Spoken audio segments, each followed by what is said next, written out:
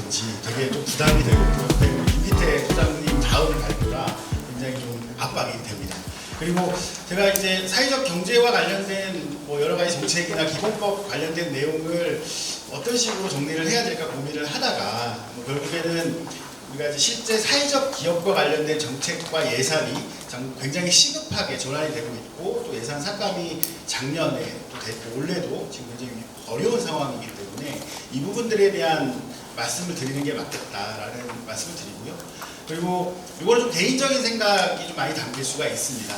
어쨌든 저도 사회적 기업 중앙협의회를 운영을 하면서 우리 구성원들과 같이 임원들과 같이 의사결정들은 하지만 그럼에도 불구하고 어쨌든 상임대표로서 가지고 있는 생각이 일부 있을 수 있기 때문에 어쨌든 그런 부분들은 널리 양해해 주시고 들어주셨으면 감사하겠습니다. 우선 다 알다시피 사회적 기업에 굉장히 큰 전환점이 있었습니다. 그리고 작년에 사회적 경제 예산이라고 다들 삭감됐다 이렇게 알고 계시겠지만 그 많은 양의 예산이 사회적 기업 예산이었죠. 그래서 저희 한국사회적기업 중앙협의회의 대응은 사실은 고용노동부 예산이기 때문에 국회에서는 환경노동위원회 상임위에서 다뤘습니다. 그 사회적 경제 기본법은 이제 기재위에서 다뤘죠. 그래서 사실은 저희 한기업에서는 국회 환경노동위원회 의원님들, 여야 의원님들이었습니다. 꼭 민주당 의원님들뿐만이 아니라 이제 여당 의원님들과 같이 이 부분에 대한 심도 깊은 대응을 좀 했었고, 그리고 사실 이제 저희 민간도 이 예산 삭감에 대한 대응을 해왔던 적이 있나 싶을 정도로 경험치가 많이 부족한 상황에서 정부가 발표를 꽁꽁싸매다가 갑자기 그 발표를 좀 했었죠. 그래서 굉장히 예산 내용에 어려움이 있었다. 그리고 예산이 편성되고 결정되는 이 롤이 일반 국민들이 볼 때와 또 현장에서 국회에서 다뤄지는 모습들을 볼 때하고의 감정은 또 달랐습니다. 그래서 종합적으로 말씀을 드리면 사실 정책 전환과 관련된 부분에서 국회 상임위원회에서 논의된 내용을 쭉 살펴보면 야당 의원님들도 정책 전환에 대해서는 동의 또는 인정의 발언들이 있었습니다. 사실 이 부분에 있어서 민간도 어떻게 대응을 해야 될 것이냐에 대한 심도 깊은 고민들이 있었고요. 이제 두 번째 관련해서 그러면 사회적 경제와 관련된 큰 흐름은 그렇다 치더라도 당장의 예산과 사회적 기업 현장에 닥칠 이 어려움들을 어떻게 극복해 나갈 것이냐에 대한 현장의 스탠스가 분명히 갖춰져야 될 것이고, 두 번째는 정부의 관계를 어떻게 할 것이냐. 예를 들면 우리 현장의 사회적 기업들은 사실 이제 운동적으로 활동하시는 분들도 많이 계시지만 이쪽에 사회 문제 해결과 또 다양한 측면에서의 또 기업 활동을 통해서 현장 지자체와 또는 정부 관계 기관들하고 다양한 협업을 또 하고 있기 때문에 속칭 이제 정치적 이런 여러 가지 이슈가 발생했을 때 굉장한 압박을 받을 수밖에 없습니다. 예를 든다면 제주도나 광주처럼 이제 야당 지자체장이 있는 곳들은 좀 다를 수 있겠지만 솔직히 여당 지자체장이 있는 곳들은 또 분위기가 좀 굉장히 많이 다르기 때문에 이런 부분들에서 우리 현장이 중앙이 어떤 입장을 갖춰줘야 되냐에 대한 굉장히 심도 깊은 논의가 있었고, 이런 부분에서 사회적 기업 정책을 어떻게 볼 것이냐, 그다음 정부와의 관계를 어떻게 할 것이냐에 대한 고민이 있었습니다. 어쨌든 이제 저희는 정부 정책 전환에 대해서 정부 합동으로 발표를 했기 때문에 이 기조를 인정하지 않을 수가 없다라는 부분들 속에서 다음은 그러면 이제 우리가 어떤 대응을 통해서 사회적 기업 정책과 예산을 대응해 나갈 것이냐에 대한 고민을 육성법 개정을 통해서 극복해 나가자라고 논의를 했습니다.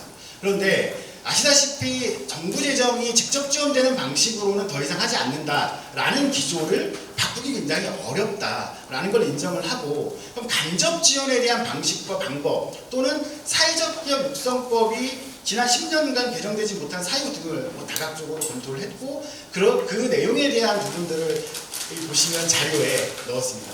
어쨌든 김기태 소장님이 좀 발제가 길었기 때문에 제가 조금 가름을 좀 하면, 사실 사회적 경제 기본법의 큰 흐름은 저도 동의를 하고 반드시 또는 언젠가 입법이 되리라 기대를 합니다. 다만 당장의 사회적 기업과 관련된 입법 개정 이슈가 있다는 점과 또 사회적 기업 예산이 감축되고 축소되고 올해도 아마 굉장히 어렵습니다. 참고로 이런 부분에서 우리 현장의 사회적 기업들이 어떻게 살아남을 것인가는 결국 구분해서 봐야 된다는 입장이 있습니다. 그런 측면에서 사실 고용노동부와 올해 들어서 굉장히 다양한 협업과 그다음 입법 개정에 대한 일부 논의, 그다음 예산과 관련된 부분들 소통을 하고 있습니다. 오히려 저는 사실 작년에 예산이 삭감된 이후에 민간과 정부의 관계가 좀 더 밀접하게 될 수밖에 없다라는 걸 많이 느끼고 있는 게 어쨌든 정부 예산이 줄어들므로써 민간의 역할을 강화하고 확대해 나갈 수밖에 없는 현실적인 이유가 생깁니다. 그리고 그런 부분들을 우리 민간도 어떻게 받아들이고 보편적인 가치 활동으로서의 좀 뭔가 명분이나 활동들을 이어나가는 거에 좀 초점을 두는 게 맞지 않겠냐라는 좀 생각도 합니다.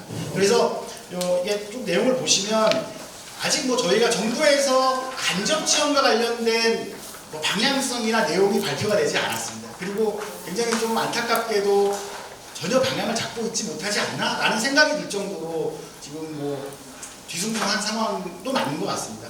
그렇기 때문에 우리가 할 수 있는 역할에서는 적극적으로 정부 정책을 발굴하고 제안을 해야 됨에도 불구하고 지금 당장의 정부 기조에서의 예산 감축과 이러한 전체적인 내용들을 사실 대응하기 굉장히 어렵기 때문에 기존의 사회적 기업 또는 사회적 가치와 관련된 측정과 보상 기 있는 제도를 적극적으로 정부가 수용하게끔 하는 것에 대한 설득 노력들을 하고 있다는 부분들입니다. 그다음 마지막으로 사실 사회적 기업이 가지고 있는 가장 안타까운 지점이라는 거는 그 민간협의체 활동이 굉장히 위축돼 있었다. 아까 발제에도 나와 있지만 사회적 기업 협의회들이 전국적으로 많이 만들어졌지만 정상적으로 또는 적극적으로 활동하는 조직은 많지 않았다. 그 이유가 뭔지를 좀 살펴보면 뭐 영국에서도 그렇고 보편적인 기업경영체 협회, 여성기업협회, 벤처기업협회 등을 살펴보면 당사자 조직들이 주도적으로 이 제도적 역할, 제도에 있어서의 기여를 하게끔 법에 명시가 돼 있거나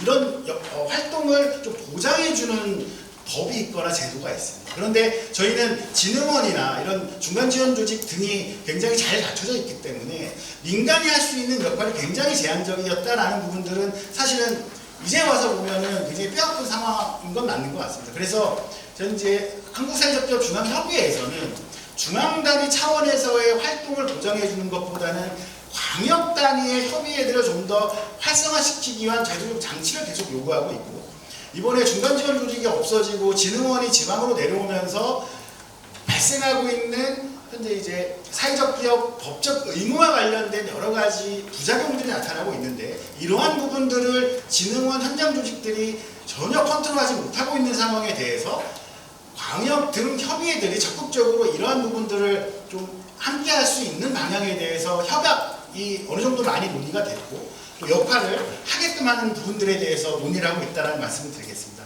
어쨌든 사회적 경제 기본법에 대한 뭐 여러 가지 내용은 발제자분들이 계셔서 이 정도 가름을 하고요. 사회적 기업과 관련된 또 여러 이슈는 조만간 또 크게 터질 것 같습니다. 그럴 때 저희 현장이 어떤 역할을 하고 어떤 거를 함께 할 수 있는지에 대해서 같이 논의하고 같이 적극적으로 제안해 주시길 요청을 드리면서 어쨌든 이 어려운 시기 함께 잘 슬기롭게 헤쳐나갔으면 하는 발언을 마무리하겠습니다. 감사합니다.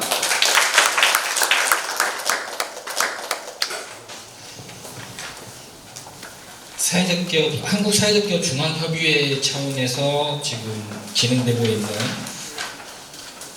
사회적 기업 육성법 개정 관련된 내용을 말씀해 주셨고요. 궁극적으로 당사자 조직들의 기업, 예컨대 뭐 여성기업 같은 경우는 인증을 전국 여성기업인 연합회 뭐 거기서 하고 뭐 이렇게 하는데 사회적 기업 같은 경우는 그렇지 않았었죠. 그래서 이제 이런 부분들도 한 기업 내에서 이사회에서도 늘 얘기가 되었던 부분입니다. 그리고 뼈 때리는 말 중에 하나가 이제 광역 단위의 활성화에서 민간의 역할이 제한적이었지만 앞으로 이제 그 역할이 커져야 할 것이다 하는 내용을 말씀해 주셨습니다. 그래서 한 기업에서 지금 추구하고 있는 SDGs, Sustainability Development Goals에서 그 사회적 기업 육성법 개정 상대 요구에 관한 사항을 말씀해 주셨습니다.